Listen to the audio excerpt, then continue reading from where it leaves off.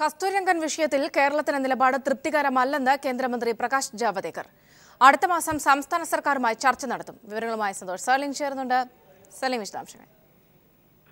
സൗമ്യ, അല്പസമയം മുമ്പ് കേന്ദ്ര പരിസ്ഥിതി മന്ത്രി പ്രകാശ് ജാവദേക്കറെ കേരളത്തിൽ നിന്നുള്ള ഇടതുപക്ഷ എംപിമാർ ചെന്ന് കണ്ടിരുന്നു.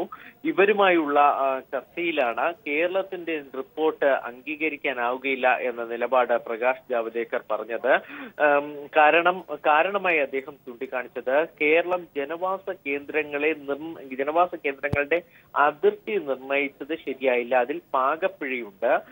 കൃഷിഭൂമി, വനഭൂമി, ജനവാസ കേന്ദ്രം ഇങ്ങനെയൊക്കെ വേർതിരിക്കുന്നതിൽ കേരളത്തില് റിപ്പോർട്ടിൽ വീഴ്ച വരുത്തിയിട്ടുണ്ട്. നേരത്തെ കേന്ദ്രം പുറത്തിറക്കിയ നോംസ് അടിസ്ഥാനപ്പെടുത്തിയല്ല അത്തരത്തിലൊരു അതിർത്തി പുനർനിർണയിച്ചിരിക്കുന്നതെന്നാണ് പ്രകാശ് ജാവദേക്കർ ഇടതുപക്ഷ എംപിമാരെ കാണിച്ചത്. എന്തായാലും അന്തിമ വിജ്ഞാപനം പുറത്തിറങ്ങുന്നത് ഇനിയും വൈകുമെന്ന് വ്യക്തമായി. കേരളത്തിന്റെ ഒരു പ്രതീക്ഷയായിരുന്നു.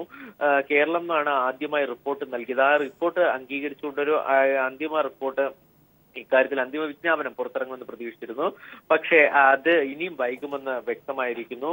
എന്ന് മാത്രമല്ല, കേരളമടക്കമുള്ള മറ്റ് സംസ്ഥാനങ്ങളുടെ കൂടി നിലപാട് അറിയാനായി സംസ്ഥാനങ്ങളുടെ ഒരു ചർച്ച വിളിച്ചിട്ടുണ്ടെന്ന് മന്ത്രി അറിയിച്ചു. ജനുവരിയിലാണ് ചർച്ച വിളിച്ചിരിക്കുന്നത്. ഇതിൽ 4 മുതൽ 5 ദിവസം വരെ ഓരോ സംസ്ഥാനങ്ങൾക്കും തങ്ങളുടെ നിലപാട് അറിയിക്കാൻ സമയം കിട്ടും. അതിനുശേഷമായിരിക്കും ഇത്തരത്തിലൊരു ഒരു അന്തിമ തീരുമാനത്തിലേക്ക് കേന്ദ്ര വനം പരിസ്ഥിതി മന്ത്രാലയം കടക്കുക. സന്തോഷ് സാലിംഗാണ് വിവരങ്ങൾ നൽകിയത്. കസ്തൂരിരംഗൻ വിഷയത്തിൽ കേരളത്തിന്റെ നിലപാടിൽ കേന്ദ്രം അതൃപ്തി അറിയിച്ചു.